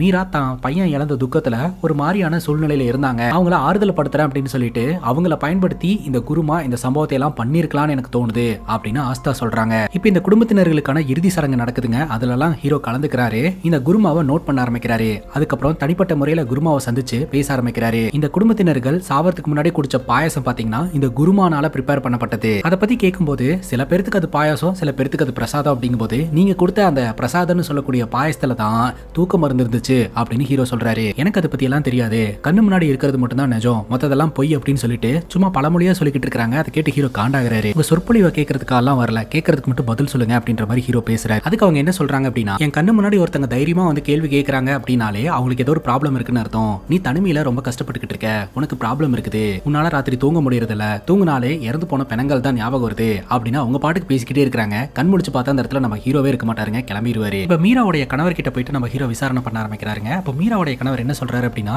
ஆரவ அவங்க அப்பாவும் பெரியப்பாவும் வந்து ஒழுங்காவே வளர்க்கல, அதனாலதான் அவன் அந்த மாதிரி ஆயிட்டான் அப்படின்ற மாதிரி சொல்ல, அப்ப மீராவுடைய கணவர் பாத்தீங்கன்னா ஏதோ ஒரு மருந்து ஒன்று ஆர்டர் பண்றாரு. அது என்ன மருந்து அப்படின்ற மாதிரி கேட்க, ஆக்சுவலா மீராவுடைய பையன் இறந்து போனதுல இருந்து அவ ஒரு மாதிரி டிப்ரெஷனுக்குள்ள போயிட்டா, சோ அதற்கான மருந்து தான் இது. பெத்தவங்க குழந்தையை இழக்கும் போது அதோட வலி எப்படி இருக்கும் அப்படின்றத சொல்லவே முடியாது அப்படின்ற மாதிரி சொல்றாங்க. ஆக்சுவலா மீராவுடைய பையன் இருக்கான் இல்லையா, அவனுக்கு ஏதோ ஒரு ப்ராப்ளம் இருந்திருக்குதுங்க. அதுக்கான சிகிச்சை எல்லாம் எடுத்துட்டு இருந்திருக்காங்க. சிகிச்சை பலனின்றி தான் அவன் இறந்து போயிருக்கான் அப்படின்றது இதுல இருந்து தெரிய வருது. இப்ப மீராவோட வீட்டு வேலைக்காரக்க கிட்ட எப்ப இருந்து இந்த குருமாவை இவங்க ஃபாலோ பண்ண ஆரம்பிச்சாங்க அப்படின்னு கேட்கும்போது, ஆரம்பத்துல இருந்தே மீராக்கு ஆன்மீகத்துல இன்ட்ரெஸ்ட் இருந்திருக்குது. எப்ப அவங்க பையன் இறந்து போனானோ அதுல இருந்து இதெல்லாம் அதிகமாயிடுச்சு அப்படின்ற மாதிரி சொல்றாங்க. இப்ப ஃபாரன்சிக் ஹெட் டாக்டர் பணிக்கர் இருக்காங்க இல்லையா, அவங்க இந்த கொலைகள் எப்படி நடந்தது அப்படின்றத ஒண்ணு எக்ஸ்பிளைன் பண்ணி காட்ட ஆரம்பிக்கிறாங்க கிரைம் சீன்ல வச்சு. முதல்ல மகேந்தர் பன்சல் அப்படின்றவரை மண்டையில அடிச்சு கொண்டிருக்காங்க. அதுக்கப்புறம் கத்தியால தாக்கியிருக்காங்க. முதல்ல இவர் தான் கொல்லப்பட்டிருக்கிறாரு அப்படின்றதுக்கான ஆதாரம் அந்த கத்தியில இருந்த அந்த புல்லுடைய துகள்கள் இவருடைய தலையில கிடைச்சதா ஃபாரன்சிக் ஹெட் சொல்றாங்க. இந்த சம்பவம் கரெக்டா 10 மணிக்கு நடந்திருக்கு. அடுத்ததா பாத்தீங்கன்னா பிரசாந்த் பன்சல் அவர் ஆக்சுவலா தூங்கிட்டாரு. அதனாலதான் அவர் தப்பிக்கிறதுக்கு முயற்சி பண்ணவே இல்லை. உட்கார்ந்த இடத்துல இருந்து கத்தியால அவரை பயங்கரமா தாக்கி அவரோட கழுத்தை அறுத்து கொண்டிருக்காங்க அப்படின்றது தெரிய வருது. இவங்க 2 பேர்த்தோட கொலையும் கீழே இருக்கக்கூடிய ரூம்ல நடந்திருக்குதுங்க. இவங்க 2 பேர்த்தோட ரத்தமும் பாத்தீங்கன்னா கொஞ்சம் கொஞ்சமா மாடி படிகள் எல்லாம் இருந்திருக்குது. அப்படியே மேல போனா மேல பாத்தீங்கன்னா சில ஃபுட் பிரிண்ட்ஸ் எல்லாம் கிடைக்க ஆரம்பிச்சிருந்திருக்குது. அந்த ஃபுட் பிரிண்ட்ல நம்ம ஹீரோவோட ஃபுட் பிரிண்ட்டும் கிடைச்சிருக்குதுங்க. நம்ம ஹீரோ இந்த கிரைம் சீனை கொலாப்ஸ் பண்ணல அப்படின்னு சொல்லி இருந்தார் இல்லையா, ஆனா கொலாப்ஸ் ஆயிருக்கு. இன்னும் கொஞ்சம் கவனமா இருந்திருக்கணும் அப்படின்னு டிஜிபி சொல்றாருங்க. இப்ப அந்த இடத்துக்கு பக்கத்திலே 2 ரூம் இருக்குங்க. ஒன்னு மீராவோட ரூம், இன்னொன்னு மீராவோட தம்பி மாதவோட ரூம். கொலகார மீராவோட ரூம் ஓபன் பண்றதுக்கு முயற்சி பண்ணி இருந்திருக்கான். ஆனா உள்ள லாக் ஆயிருந்ததுனால ஓபன் ஆகல. அதுல பிளட் ஸ்டெயின்ஸ் கிடைச்சிருக்குது. ஃபிங்கர் பிரிண்ட் எதுவும் கிடைக்கலையா அப்படின்னு கேட்கும்போது, வேலைக்காரங்க, சமையல்காரங்க, செக்யூரிட்டி அப்படின்னு சொல்லிட்டு எல்லாரோட ஃபிங்கர் பிரிண்ட்டுமே அதுல இருந்ததுனால அவங்க கொலைக்கு முன்னாடி உள்ள போனாங்களா இல்ல கொலைக்கு அப்புறம் உள்ள போனாங்களா அப்படின்றதுல கன்ஃபியூஷன்ஸ் இருக்குங்க. மாதவ் பன்சல் அப்படின்றவரு அவர் ஒர்க் பண்ணிட்டு இருக்கும் போதே தூங்கி இருக்கிறாருங்க. உள்ள வந்த கில்லர் பாத்தீங்கன்னா அவருடைய கழுத்தை கரகரன்னு அறுத்தே கொலை பண்ணிருக்கான். அடுத்ததா சீமா பன்சல் அப்படின்றவங்க தூங்கிட்டு இருக்கும் போது கில்லர் கொலை பண்றதுக்காக முயற்சி பண்ணிருக்கான். அப்ப சீமா பன்சல் கண் முழிச்சிட்டாங்க. எடுக்கிறதுக்கு முயற்சி பண்ணிருக்காங்க. அவங்களை கொடூரமா கொலை பண்றதுக்கு தொடர்ந்து அந்த கில்லர் முயற்சி பண்ணிக்கிட்டே இருக்கிறான். அந்த நேரம் பார்த்து சீமா பன்சலோடைய கணவர் உள்ள வராரு. அதை பார்த்ததும் கொலைகாரன் விவேக் பன்சலோடைய கழுத்திலேயே குத்திட்டாங்க. ரத்த வெள்ளத்தோட விவேக் பன்சல் வெளியில வந்து விழுந்திருக்காரு. விழுந்த இடத்தை எல்லாத்தையும் இவங்க பாக்குறாங்க. அந்த டைம்ல தான் மீரா பாத்தீங்கன்னா அவங்களோட ரூமை விட்டு சத்தம் கேக்குதுன்னு சொல்லிட்டு வெளியில வந்திருப்பாங்க. அப்ப இந்த விவேக் பன்சல் ரத்த வெள்ளத்துல கீழே விழுந்து கடந்திருந்திருப்பாரு. என்ன ஏதுன்னு பாக்குறதுக்காக மீரா கிட்ட வந்திருப்பாங்க. அப்ப ஆரவ் கத்தியோட வெளியில வந்திருப்பான். அதை பார்த்தும் பயந்து போய் என்ன விட்டுருன்னு சொல்லிட்டு கெஞ்சிட்டே அந்த ஸ்டெப் கிட்ட வந்திருக்காங்க. அந்த டைம்ல தான் இந்த ஓம் பிரகாஷ் வந்திருக்காரு. ஓம் பிரகாஷ் பாத்தீங்கன்னா மீராவை காப்பாத்துறதுக்காக அவரு இந்த ஆரவ் கையால வெட்டு வாங்க ஆரம்பிச்சிட்டாருங்க. மீரா அந்த இடத்தை விட்டு ஓடி இருந்திருக்காங்க. அப்ப இந்த ஓம் பிரகாஷ் ஆரவை எட்டி உதைச்சிருந்திருக்காரு. அப்ப அங்க இருக்கக்கூடிய கண்ணாடி விண்டியோல அடிச்சு மாடியில இருந்து இந்த ஆரவ் கீழே விழுந்து இறந்து போயிருந்திருக்கான். கில்லர் பாத்தீங்கன்னா கொலை செஞ்சவங்கல சில பேர்த்தோட முகத்தை மறைச்சு கொலை பண்ணிருக்கான். அதற்காக இந்த பேட்டர்னை ஃபாலோ பண்ணிருப்பான்னு யோசிக்கும் போது உயர் அதிகாரி சொல்றாரு, மேபி பிளாக் மேஜிக் சம்பந்தப்பட்ட ஏதாவது விஷயத்துல ஈடுபாடோட இருக்கிறவனா இருக்கலாம், பலி கொடுக்கறதுக்காக கூட இதெல்லாம் பண்ணிருக்கலாம் அப்படின்னு சொல்ல, டாக்டர் பணிக்கர் இது முட்டாள்தனமா இருக்கு அப்படின்ற மாதிரி சொல்றாங்க. என்னதான் இருந்தாலும் அவங்களுடைய குடும்பம் இல்லையா, நேருக்கு நேர் பாக்குறதுல ஏதாவது கஷ்டம் இருந்திருக்கும், அதனால கூட முகத்தை மறைச்சு கொலை பண்ணிருக்கலாம் அப்படின்ற மாதிரி அவங்க சொல்றாங்க. அந்த டூல்ஸ் ரூம்ல இருந்த கத்தியை யார் எடுத்துட்டு வந்திருப்பா அப்படின்னு கேட்கும்போது கொலைகாரன் தான் எடுத்துட்டு வந்திருப்பான். அந்த டூல்ஸ் ரூமுக்கு மேல இருக்கக்கூடிய சிசிடிவி கேமரா ஒர்க் ஆயிருந்துச்சு அப்படின்னா இந்நேரம் நம்ம கில்லரை கண்டுபிடிச்சிருக்க முடியும் அப்படின்னு சொல்ல, அதுக்கு நம்ம ஹீரோ சொல்றாரு, ஆக்சுவலா அந்த சிசிடிவி கேமரா ஆஃப்ல இல்ல ஆன்லயே தான் இருந்திருக்குது, இங்க வந்து ரெக்கார்ட் ஆகாம அவங்களுடைய கம்பெனி சர்வர்ல ரெக்கார்ட் ஆயிட்டு இருந்திருக்குது, அதை நான் செக் பண்றேன் அப்படின்னு சொல்லிட்டு ஹீரோ செக் பண்றதுக்காக போறாருங்க. கொலை நடக்கிறதுக்கு கொஞ்ச நேரத்துக்கு முன்னாடி அந்த டூல்ஸ் ரூம் கிட்ட 2 பேர் போயிருக்காங்க. ஒன்னு ஓம் பிரகாஷ் ரொட்டீன் செக்அப் பண்றதுக்காக அவன் போயிருக்கான். ரெண்டாவது இந்த மீரா உள்ள போயிட்டு வெளியில வரும்போது அவங்க ஷால்குள்ள எதையோ மறைச்சு எடுத்துட்டு போற மாதிரி தான் தெரிய வருது. இந்த ஃபுட்டேஜஸ் வச்சு நம்ம ஹீரோ மீரா தான் கில்லர் அப்படின்ற மாதிரி சொல்றாரு. ஃபாரன்சிக் ஹெட் சொன்ன மாதிரி தான் எல்லா சம்பவமும் நடந்திருக்குது. ஆனா அதை பண்ணது எல்லாமே மீரா அப்படின்னு சொல்ல, சரி இவ்வளவு விஷயங்களை பண்ண மீரா அந்த ஆஸ்தா மற்றும் ரெஹான் 2 பேர்த்த உயிரோட விடுறதுக்கான காரணம் என்ன, அவங்களையும் போட்டு தள்ளி இருக்கலாமே அப்படிங்கும் போது அவங்களையும் போட்டு தள்ளி இருந்தா கொலையாளி மீரா தான் அப்படின்றது கன்ஃபார்ம் ஆயிருந்திருக்கும். யாராவது ஒருத்தராவது மீராக்கு சப்போர்ட் பண்ணி பேசுற மாதிரி இருக்கணும். ஆரம்பத்துல இருந்தே வந்து இந்த சம்பவங்கள் எல்லாமே வெளியால் மூலமா தான் நடக்குதுன்ற ஒரு ப்ரோட்ரைட்டை இவங்க உருவாக்கி இருக்காங்க அப்படின்னு ஹீரோ சொல்றாருங்க. இதெல்லாம் எதுக்காக அவங்க பண்ணணும் அப்படின்னு கேட்கும்போது, மேபி இந்த ராஜேஷ் தான் இதெல்லாம் பண்றான் அப்படின்ற ஒரு பிம்பத்தை உருவாக்குறதுக்காக கூட பண்ணிருக்கலாம். ஒரு சிம் கார்டை ட்ரேஸ் பண்ணி அது இந்த பன்சல் குடும்பத்துக்கு சொந்தமான கம்பெனியோடது, அதை பயன்படுத்திட்டு இருந்தது ஆரவ் அப்படின்ற வரைக்கும் கண்டுபிடிச்சிருந்தாங்க இல்லையா, அது உண்மைதான். ஆனா ஆரவுக்கு யாரோ ஒருத்தங்க அதை கொடுத்திருக்காங்க. அது மட்டும் இல்லாம ஆரவுக்கு ட்ரக்ஸும் யாரோ ஒருத்தங்க கொடுத்திருக்காங்க அப்படின்றது தெரிய வருது. அது மட்டும் இல்லாம இறந்தவங்களோட உடம்புல இருந்து பிளட் சாம்பிள்ஸ் எல்லாம் எடுத்து செக் பண்ணி பார்த்ததன் மூலமா அவங்களோட உடம்புல எல்லாம் தூக்க மருந்து கலந்துருக்கிறதா கண்டுபிடிச்சாங்க இல்லையா அந்த பாயசத்துல, அந்த மருந்து வந்து டிப்ரெஷனுக்காக மீரா பயன்படுத்திட்டு இருக்கக்கூடிய மருந்து அப்படின்றதையும் ஹீரோ கண்டுபிடிச்சிருக்காருங்க. அது மட்டும் இல்லாம நம்ம மீராவோடைய பிரதர் இருக்கிறார் இல்லையா மாதவ் பன்சில், அவரு சாவறதுக்கு முன்னாடி லேப்டாப்ல கம்பெனியோட கணக்கு வழக்குகள் எல்லாத்தையுமே பார்த்துட்டு இருந்திருக்காரு. அது என்ன ஏதுன்னு சொல்லிட்டு நம்ம ஹீரோ ஆய்வு செஞ்சதன் மூலமா ஒரு போர்ட் மீட்டிங் நடக்க போறதாவும், அந்த போர்ட் மீட்டிங்ல அடுத்தது யார் வந்து இந்த கம்பெனியை வந்து தலைமை ஏற்க போறாங்கன்றத பத்தின டிஸ்கஷன்லாம் நடக்க போறதா தெரிய வந்திருக்குது. சோ யாரோ ஒருத்தங்க அவங்களுக்கு சாதகமா வரணும்னு நினைச்சுதான் இதெல்லாம் பிளான் பண்ணி பண்ணியிருக்கிறதா ஹீரோ சொல்றாரு. இப்ப டிஜிபி டாக்டர் பணிக்கர் கிட்ட நீங்க திரும்பவும் இன்வெஸ்டிகேஷன் பண்ணுங்க, மீரா வந்து குற்றவாளி அப்படின்ற ஆங்கிள் இன்வெஸ்டிகேஷன் பண்ணுங்க, ஏதாவது லீடு கிடைக்குமான்னு பார்க்கலாம் அப்படின்னு சொல்லிட்டு, என்னதான் இருந்தாலும் சொத்துக்காக தன்னோட குடும்பத்தையே கழுத்தெடுத்து கொலை பண்ற லெவலுக்கு யாராவது போவாங்களா அப்படின்ற மாதிரி டிஜிபி யோசனை பண்றாருங்க. இப்போ நம்ம ஹீரோ மீராவை கூப்பிட்டு விசாரணை பண்ண ஆரம்பிக்கிறாருங்க. ஆக்சுவலா உங்களோட ஸ்டேட்மெண்ட்ல எல்லாத்தையுமே சொன்னீங்க, ஆனா அன்னைக்கு ராத்திரி அந்த டூல்ஸ் ரூம் கிட்ட போயிட்டு வந்ததை பத்தி சொல்லவே இல்ல, ஏன் அப்படின்னு சொல்லி கேட்க, அப்பதாங்க விஷயம் தெரிய வருது. ஆக்சுவலா இந்த மீரா இருக்காங்க இல்லையா, அவங்களுக்கு தம் அடிக்கக்கூடிய பழக்கம் இருக்கு. அதை நிப்பாட்டுறதுக்கு பல முறை முயற்சி பண்ணியிருக்காங்க. இருந்தாலுமே பாத்தீங்கன்னா முடியல. ஆன்மீக ரீதியா இறங்கினதுக்கு அப்புறமும் கொஞ்சம் கொஞ்சமா நிப்பாட்டுறதுக்கு முயற்சி பண்ணி இருந்திருக்காங்க. அப்பப்ப யாருக்கும் தெரியாம அந்த டூல்ஸ் ரூம் கிட்ட போயிட்டு தம் அடிச்சுட்டு வரத வழக்கமா வச்சுட்டு இருந்திருக்காங்க. அதனாலதான் அங்க இருக்கக்கூடிய சிசிடிவி கேமராவையும் அவங்க ஆஃப் பண்ணி வைக்க சொல்லி இருந்திருக்காங்க. இதுக்காக தான் அவங்க போயிட்டு வந்ததா சொல்றாங்க. அது மட்டும் இல்லாம ஆரவை இந்த மாதிரி அடைச்சு வச்சு கொடுமைப்படுத்துறதுக்கான காரணம் என்ன அப்படின்னு கேட்கும்போது, ஆரவ் பாத்தீங்கன்னா பயங்கரமான ட்ரக் அடிக்ட். இதுக்கு முன்னாடி ட்ரக் யூஸ் பண்ணி அவன் கோமாக்கே போயிட்டான். அவனை கஷ்டப்பட்டு தான் ரெக்கவர் பண்ணி கூட்டிட்டு வந்தாங்களா. இந்த குருமாவுடைய ஆன்மீக நம்பிக்கையின் மூலமா இவனை குணப்படுத்திடலாம் அப்படின்னு சொல்லிட்டு தான் இவனை வீட்டுல இந்த மாதிரி அடைச்சு வச்சிருந்ததா மீரா சொல்றாங்க. இப்ப நம்ம ஹீரோ மீராவோட கம்பெனில போயிட்டு பிஏ கிட்ட விசாரணை பண்ணும்போது பிஏ என்ன சொல்றாருன்னா, மீரா பாத்தீங்கன்னா முன்னொரு காலத்துல வேற லெவல்ல கித்தா இருந்திருக்காங்க. ஒரு நியூஸை எப்படி போட்டு வியாபாரம் பண்ண முடியும் அப்படின்ற ட்ரிக்ஸ் எல்லாம் அவங்களுக்கு தெரிஞ்சிருக்குது. அந்த டைம்ல அவங்க ஒரு பிரைமா இருந்திருக்காங்க. சோ எப்ப அவங்களோட பையன் இறந்து போனாங்களோ அதுல இருந்தே பாத்தீங்கன்னா மீராவோட வாழ்க்கை மாற ஆரம்பிச்சிருச்சு அப்படின்ற மாதிரி சொல்றாரு. மீராவோட பையன் எப்படி இறந்து போனா அப்படின்னு கேட்கும்போது, உடம்பு சரியில்லாம இருந்ததா இறந்து போனா. மீராவோட ஹஸ்பண்டும் ஒரு டாக்டர் தான், லண்டன்ல வச்சு ட்ரீட்மெண்ட் பார்க்கலாம் அப்படின்னு சொல்லிட்டு கூட்டிட்டு போனாரு. பட் பையன் இறந்துட்டான் அப்படின்னு சொல்ல, நம்ம ஹீரோ மீராவோட பையனை பத்தின டீடைல்ஸ் எல்லாம் எடுக்க ஆரம்பிக்கிறாருங்க. அந்த மெடிக்கல் ரிப்போர்ட்டை எடுத்துட்டு போயிட்டு டாக்டர் பணிக்கர் கிட்ட கொடுத்து இது என்னன்னு கொஞ்சம் பாருங்க அப்படின்னு சொல்லும்போது, ஆல்ரெடி நீங்க டவுட் இருக்குன்னு சொன்னதுனால தான் அன்னைக்கே முடிய வேண்டிய கேஸை நான் மறுபடியும் ஓபன் பண்ணி கஷ்டப்பட்டு ஃபர்ஸ்ட்ல இருந்து இன்வெஸ்டிகேஷன் பண்ணிட்டு இருக்கேன். இப்போ மறுபடியும் ஒரு சின்ன பையன் இறந்து போன மெடிக்கல் ரிப்போர்ட்டை எடுத்துட்டு வந்து செக் பண்ணுங்கன்னு சொல்லிட்டு இருக்கீங்க. இதன் மூலமா என்னதான் சொல்ல வரலான்னு இருக்கீங்க? இந்த மொத்த குடும்பமும் சேர்ந்து இந்த சின்ன பையனை பலி கொடுத்துட்டாங்க, அதுக்கு பழி வாங்குற விதமா மீரா மொத்த குடும்பத்தையும் கொல்றாங்க, இந்த மாதிரி கொண்டு வர பாக்குறீங்களா? உங்களுக்கு என்னதான் சார் தேவை? உயர் அதிகாரிங்க கிட்ட நல்ல பேர் வாங்கணும் அதுதானே அப்படின்னு கேட்கும்போது ஹீரோ சொல்றாரு, எனக்கு ஒரு வழக்கை ஒழுங்கா இன்வெஸ்டிகேஷன் பண்ணலனாலோ என்னோட வேலையை சரியா செய்யல அப்படின்னாலோ எனக்கு தூக்கமே வராது, உங்களுக்கு தூக்கம் வரும்னு நினைக்கிறேன் அப்படின்ட்டு அங்கிருந்து கிளம்பிடுறாரு. அது டாக்டர் பணிக்கரை ஹர்ட் பண்ணுது. ராத்திரி நம்ம ஹீரோ பாத்தீங்கன்னா ராதா கிட்ட இது எல்லாத்தையுமே சொல்லிக்கிட்டு இருக்காரு. ரொம்ப உடஞ்சு போயிருக்காரு. அதுக்கு ராதா சொல்றாங்க, நீங்க இப்படி உடஞ்சு போயிருக்கீங்க, உங்ககிட்ட இருந்து எனக்கு பிடிச்ச விஷயமே அதுதான். உண்மைக்காக எல்லாத்துக்கிட்டையும் சண்டை போடுவீங்க, எனக்காக சண்டை போட்டீங்க, உண்மையான ஒருத்தர் தான் எனக்கு தேவை. இப்போ நீங்க அந்த விஷயத்திலேயே உடையறீங்கும் போது எனக்கு கஷ்டமா இருக்கு அப்படின்ற மாதிரி சொல்றாங்க. ஆக்சுவலா நம்ம ஹீரோட பாயிண்ட் ஆஃப் என்னன்னா, இந்த வழக்குல யாருக்கும் உண்மை தெரியணும்லாம் இல்ல, இந்த கேஸ் சீக்கிரம் க்ளோஸ் ஆனா போதும் அப்படின்ற மாதிரி தான் இருக்குது. இப்போ டாக்டர் பணிக்கரை மீட் பண்றதுக்காக நம்ம ஹீரோ போறாருங்க. என்ன தூங்க விடாம பண்ணிட்டு நீங்க ரொம்ப ஜாலியா இருக்கீங்க போல அப்படின்ற மாதிரி பணிக்கர் கேட்கறாங்க. அதுக்கப்புறம் உங்களோட டவுட்ஸ் என்ன அப்படின்ற மாதிரி கேட்க நம்ம ஹீரோ சொல்றாரு, ஆக்சுவலா அந்த பையன் வந்து இறந்து போனான் இல்லையா, அவன் வந்து நீச்சல் பயிற்சி எல்லாம் எடுத்துட்டு இருந்திருக்காங்க. அவன் சாவறதுக்கு முன்னாடி கொஞ்சம் ஃபிட்டா தான் இருந்திருக்கான். அந்த பையனுக்கு இருக்கக்கூடிய நோயினால அவனால எவ்வளவு நாள் உயிரோட வாழ முடியும் அப்படின்னு கேட்கும்போது டாக்டர் பணிக்கர் பாத்தீங்கன்னா சில குறிப்பிட்ட நாளை மென்ஷன் பண்றாங்க. பட் அந்த குறிப்பிட்ட நாளுக்கு முன்னாடியே இந்த பையன் இறந்து போயிருக்கானா, இவனுக்கு என்னமோ நடந்திருக்கு, அது என்னன்றதை நம்ம கண்டுபிடிக்கணும் அப்படின்ற மாதிரி ஹீரோ முடிவெடுக்கிறாருங்க. மீராவோட பையனும் பாத்தீங்கன்னா ஒரு போட்டோ எடுத்திருந்திருப்பாங்க. அந்த போட்டோல பாத்தீங்கன்னா அந்த பையன் வந்து முகத்துல வந்து இந்த ஆக்சிஜன் மாஸ்க் எல்லாம் போட்டிருப்பான். இது என்ன ஏதுன்னு சொல்லிட்டு டாக்டர் பணிக்கர் கிட்ட கேட்கும்போது, இந்த பர்டிகுலர் நோயால பாதிக்கப்பட்டவங்க இப்படிதான் வியர் பண்ணுவாங்க அப்படின்னு சொல்ல, இதே மாதிரியான மாஸ்கை நான் ஒரு பர்டிகுலர் ஏரியால வியர் பண்ணியிருந்ததை பார்த்தேன் அப்படின்னு ஹீரோ சொல்றாரு. படத்தோட ஸ்டார்டிங் சீன்ல ஒரு 2 பேர்த்த பிடிக்கிறதுக்காக இன்ஃபார்மர் சொல்லி ஒரு இடத்துக்கு போவார் இல்லையா, அந்த இடத்துல இருக்கிறவங்க எல்லாம் இந்த மாதிரி மாஸ்கை வியர் பண்ணிருப்பாங்க. டாக்டர் பணிக்கர் சொல்றாங்க, ஆக்சுவலா அந்த பையனுக்கு இருந்த நோய்க்கு இவ்வளவு சீக்கிரம் அவன் இறந்திருக்கவே முடியாது, அவனோட உடம்புல ஏதோ ஒரு மாற்றம் ஏற்பட்டுதா இறந்து போயிருக்கான். இந்த விஷயத்தை யார்கிட்டயும் சொல்லாம ஃபர்ஸ்ட் நீங்க விசாரணை பண்ணுங்க, அதுக்கப்புறம் இதை இந்த வழக்குக்குள்ள கொண்டு வரலாம் அப்படின்ற மாதிரி பணிக்கர் சொல்றாங்க. இப்போ நம்ம ஹீரோ பாத்தீங்கன்னா அந்த ஏரியாக்கு போறாரு. அங்க இருக்கக்கூடிய ஒரு டாக்டர் கிட்ட இந்த மாதிரி உங்ககிட்ட நிறைய சின்ன பசங்க ட்ரீட்மெண்ட் எடுத்துட்டு இருந்ததை நான் பார்த்தேன், உங்ககிட்ட இருந்து ஏதாவது இன்ஃபர்மேஷன் கிடைச்சதுன்னா எனக்கு உதவியா இருக்கும் அப்படின்னு சொல்ல அவங்க ஒரு இடத்துக்கு கூட்டு போறாங்க. பேசிக்கா அந்த ஊர்ல இருக்கக்கூடிய ஒரு ஸ்கூலுங்க. அந்த ஸ்கூலுக்கு நடுவுலயே வந்துட்டு இந்த சாக்கடையோட ட்ரைனேஜ் சிஸ்டம் எல்லாமே அங்க இருக்கும். கிளாஸ் நடந்துட்டு இருக்குன்னு வைங்களேன், கிளாஸுக்குள்ளேயே பாத்தீங்கன்னா அந்த ஹோல் எல்லாம் இருக்கும். எப்படிங்க இங்க இருந்து மாணவர்கள் எல்லாம் படிச்சாங்க அப்படின்ற மாதிரி கேட்கும்போது, ஃபர்ஸ்ட் இந்த இடத்துல ஸ்கூல் கட்டுறதுக்கு யார் பர்மிஷன் கொடுத்தா, ஏதோ ஒன்று பண்ணணுமே அப்படின்னு சொல்லிட்டு தகுதியே இல்லாத இடத்துல இந்த மாதிரி ஸ்கூலை கட்டி இருக்காங்க.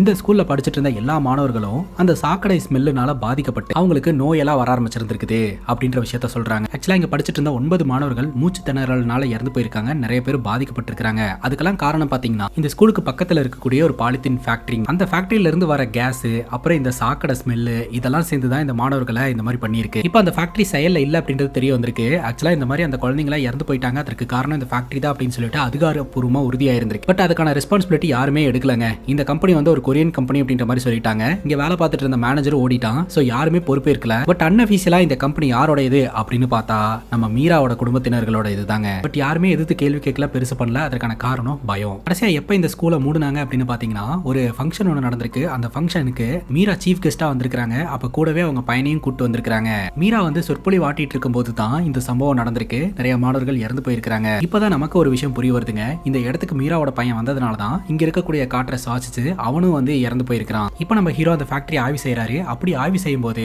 எரிஞ்ச நிலையில இருக்கக்கூடிய சில டேட்டாஸ் எல்லாம் நம்ம ஹீரோ கிடைக்குதுங்க. அதையெல்லாம் நம்ம ஹீரோ எடுத்துக்கிறாரு. இப்ப டிஜிபி நம்ம ஹீரோ வர சொல்றாருங்க. இதுதான் உன்னுடைய கடைசி வாய்ப்பு, நீ எப்படி விசாரிப்பியோ எனக்கு தெரியாது, அவங்க கிட்ட இருந்து உண்மையை வாங்குற வழியை பாரு அப்படின்னு சொல்ல நம்ம ஹீரோ பாத்தீங்கன்னா இப்ப மீரா உட்கார வச்சு விசாரணை பண்ண ஆரம்பிக்கிறாரு. மீரா கேக்குறாங்க, திரும்ப திரும்ப அதே கேள்வியை ஏன் கேக்குறீங்க அப்படின்ட்டு. இந்த கேஸ் க்ளோஸ் ஆகிற வரைக்கும் நான் கேட்டுட்டே தான் இருக்க போறேன் அப்படின்ற மாதிரி ஹீரோ சொல்றாருங்க. இப்ப வீட்டுல செஞ்ச அந்த பாயசத்தை பத்தி ஹீரோ கேட்க ஆரம்பிக்கிறாருங்க. இந்த வீட்டுல இருக்கக்கூடிய எல்லாருமே அந்த பாயசத்தை சாப்பிட்டாங்க. ஆஸ்தா வந்து பால் ப்ராடக்ட்ஸ் எல்லாம் ஆகாதுன்னு சொல்லிட்டு சாப்பிட மாட்டான். செக்யூரிட்டி செக்அப் பண்ணி முடிச்சிட்டு அதுக்கப்புறம் வந்து சாப்பிடலான்னு இருந்திருக்காரு. மூன்றாவதா நீங்க மட்டும் தான் சாப்பிடாம இருந்திருக்கீங்க, ஏன் சாப்பிடல அப்படின்னு கேட்கும்போது எனக்கு வயிறு ஃபுல்லா இருந்துச்சு, சாப்பிடணும்னு தோணல, அதனால சாப்பிடல அப்படின்னு சொல்றாங்க. ஆறாவதா இந்த கொலைகள்லாம் பண்ணியிருக்கான் அப்படின்னு பார்த்தா அவன் கைக்கு எப்படி நீங்க பயன்படுத்தக்கூடிய மருந்து கிடைச்சது அப்படின்னு கேட்கும்போது அதுக்கு இந்த மீரா சொல்றாங்க, ஆரம்ப காலகட்டத்தில் டிப்ரெஷன்ல இருந்து வெளியில வரதுக்காக அந்த மருந்து பயன்படுத்திட்டு இருந்தேன். கடைசியில் அந்த மருந்துக்கே நான் அடிக்ட் ஆயிட்டேன். அதுக்கப்புறம் இந்த குருமாவோட உதவினால அந்த மருந்து சாப்பிடாமே கொஞ்சம் கொஞ்சமா நான் குணமாக ஆரம்பிச்சேன் அப்படின்ற மாதிரி சொல்றாங்க. அந்த செல்போன் எப்படி அவனோட ரூமுக்கு வந்ததுன்னு எனக்கு தெரியாது, அந்த மருந்து எப்படி அவன் கைக்கு போச்சுன்னு தெரியாது, மேபி இதெல்லாம் ராஜேஷோட வேலையா கூட இருக்கலாம் அப்படின்னு சொல்லி மீரா சொல்றாங்க. இப்போ நம்ம ஹீரோ கேட்கிறாரு, ஒரு ஸ்கூல்ல உங்களை சீஃப் கெஸ்டா இன்வைட் பண்ணிருந்தாங்க இல்லையா, அந்த ஸ்கூல்ல என்ன நடந்ததுன்றத சொல்லுங்க அப்படிங்கும் போது மீரா சொல்றாங்க, அந்த ஸ்கூலுக்கு போனப்ப அங்க இருக்கக்கூடிய குழந்தைங்களா சுவாசிக்க முடியாம பொத்துன்னு கீழே விழுந்திருக்காங்க. அதுக்கப்புறம் எல்லாருமே ஹாஸ்பிட்டலுக்கு எடுத்துட்டு போயிட்டு ட்ரீட்மெண்ட் எல்லாம் பார்க்க ஆரம்பிச்சிருந்திருக்காங்க. இப்போ நம்ம ஹீரோ இந்த இன்சிடென்ட்டை வச்சு சொல்றாரு,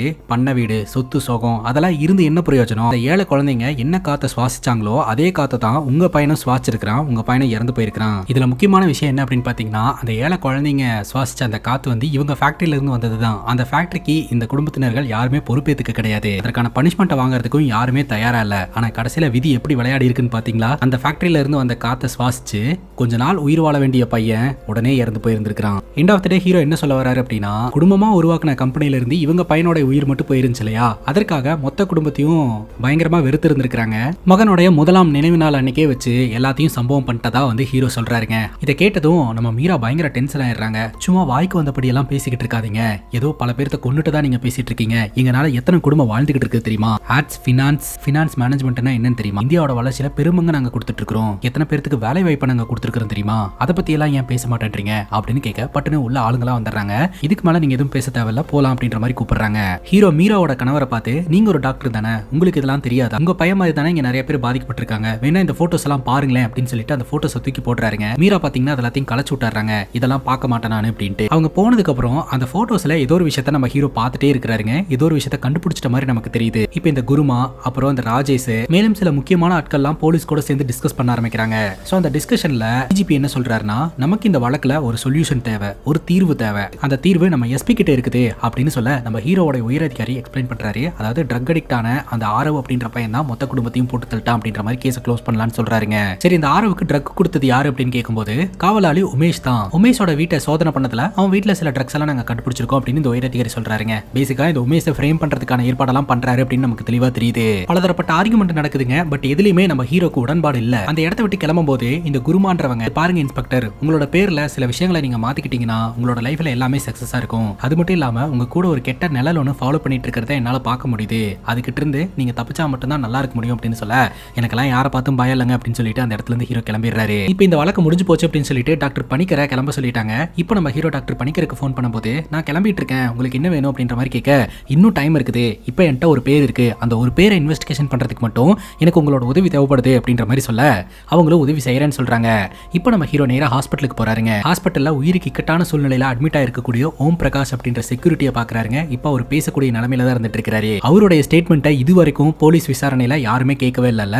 நம்ம ஹீரோ பாத்தீங்கன்னா ஓம் பிரகாஷ் கிட்ட அவருடைய ஸ்டேட்மெண்ட்டை கேட்கும்போது, ஒரு டோர் ஓப்பன்ல இருக்கிறத பார்த்துட்டு நான் உள்ள வந்தேன், அப்ப இந்த ஆரவு தான் எல்லாத்தையும் கொலை பண்ணிக்கிட்டு இருந்தான் அப்படின்ற மாதிரி சொல்ல நம்ம ஹீரோ பாத்தீங்கன்னா சில விஷயங்களை சொல்ல ஆரம்பிக்கிறாரு. பேசிக்கா அந்த ஸ்கூலுக்கு பக்கத்துல இருக்கக்கூடிய கம்பெனில இருந்து வர கேஸஸ் வாசிச்சு நிறைய பேர் இறந்து போனாங்க இல்லையா மாணவர்கள், அதுல ஒரு மாணவனுடைய அப்பா தான் கைஸ் இந்த ஓம் பிரகாஷ். இத போட்டோ மூலமா நம்ம ஹீரோ கன்ஃபார்ம் பண்ணி இருந்திருக்காரு. இந்த குடும்பம் அதற்கான பொறுப்பை ஏத்துக்காதனால இந்த குடும்பத்தை போட்டு தள்ளணும் அப்படின்னு ஓம் பிரகாஷ்க்கு பழி வாங்கணும்ன்ற குணம் வந்திருக்குதுங்க. அதனால இந்த வீட்டுக்காரங்க கிட்ட நல்லவ மாதிரி நடிச்சு வீட்டுக்குள்ளேயும் நுழைஞ்சிருக்காரு. இருந்திருக்காரு. இந்த வீட்டுக்கு செக்யூரிட்டி கார்டா இருக்கிற மாதிரி நடிச்சிட்டு இருந்திருக்காரு. சரியான சமயம் வரும்போது இந்த குடும்பத்தை போட்டு தள்ளிடலாம்னு சொல்லிட்டு பக்காவா பிளான் பண்ணி அந்த பையன் இறந்து போன அந்த நாள் அன்னைக்கு வீட்டுல இருக்கக்கூடிய ஒருத்தங்களையா கொல்ல முயற்சி பண்ணியிருக்காரு. இப்படி ஒருத்தரை கொலை பண்ணிட்டு இருக்கும்போது கரெக்டா இந்த ஆரவ் வந்து பாத்துருவான். இந்த செக்யூரிட்டி கார்டு தான் கொலைகளை பண்ணிக்கிட்டு இருக்கான் அப்படின்னு சொல்லிட்டு செக்யூரிட்டி கார்டை அட்டாக் பண்றதுக்காக தான் ஆரவ் கத்தியை தூக்கிட்டு வந்திருப்பான். ஆனா மீரா என்ன நினைச்சுப்பாங்க அப்படின்னா அண்ணன் கொல்றதுக்காக வந்து இந்த ஓம் பிரகாஷ் தடுத்தாரு அப்படின்னு நினைச்சிருப்பாங்க. பட் ஓம் பிரகாஷோட பிளான் படி ஆரவ் கொல்றத பிளான் இல்ல. பட் அவன் அட்டாக் பண்ணதுனால ஓம் பிரகாஷ் ஆரவ கொல்ல வேண்டியதா போச்சு. இதெல்லாம் ஏன் பண்ணீங்க அப்படின்னு கேட்கும்போது நாங்கெல்லாம் ஏழையா இருக்கிறதுனால தான் எங்களுக்கான நியாயம் கிடைக்கல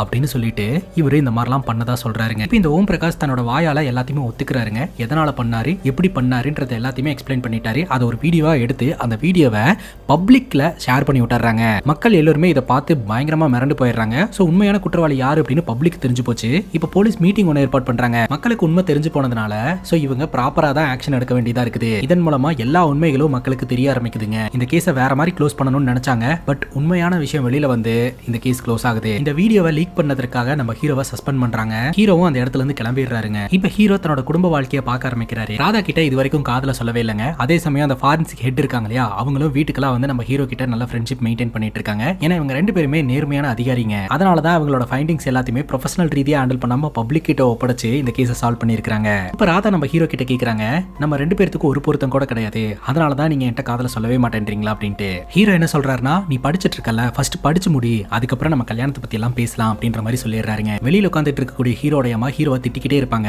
அப்ப ஹீரோ ஒரு விஷயத்த நினைச்சு பாப்பாரு. அந்த குருமான்றவங்க உன் கூடயே ஒரு தீய சக்தி நலலா சுத்திக்கிட்டு இருக்கு, அது இருக்கிற வரைக்கும் நீ உருப்பட மாட்டேன்னு சொல்லியிருந்தாங்க இல்லையா, அந்த தீய சக்தி எங்க அம்மா தான் அப்படின்ற மாதிரி சொல்லிட்டு இதோட இந்த படம் முடியுதுங்க. இந்த படத்தை பத்தி நீங்க என்ன நினைக்கிறீங்க? உங்களோட கெஸ்ஸிங்ஸ் எல்லாம் மீராவா தான் இருந்திருக்கும் அப்படின்னு நான் நினைக்கிறேன். ஏன்னா என்னோட கெஸ்ஸிங்ஸ் படம் பார்க்கும்போது மீரா தான் இதை பண்ணிருப்பாங்களோன்னு தோணிக்கிட்டே இருந்துச்சு. சரி, இதே மாதிரி வரதுனா படத்தை பத்தி பேசணும் அப்படின்னு நினைச்சீங்கன்னா கமெண்ட் செக்ஷன்ல சொல்லுங்க. இதே மாதிரி வேற ஒரு நல்ல வீடியோல வந்து சந்திக்கிறேன். Love you guys, take care and cheers.